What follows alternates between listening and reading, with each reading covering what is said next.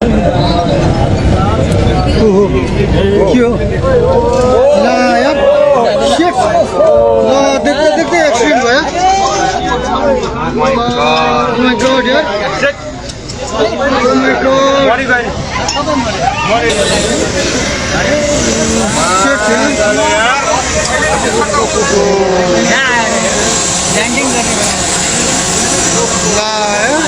के कारणले यो कस्तो मान्छे कति मर्यो होला अरु पनि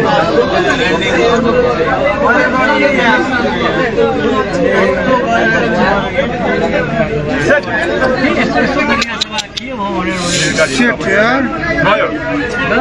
जिल गयो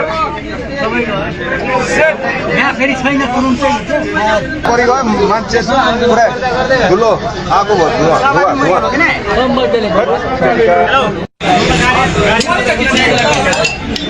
मरे गयो कति मान्छे मर्यो होला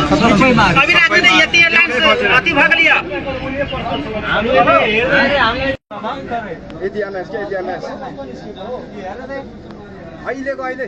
भर्खर हामी यहाँ प्लेनमा चढ्नुको लागि गाडी चढेको थियो त्यहाँदेखि त हाल्यो यता घुमी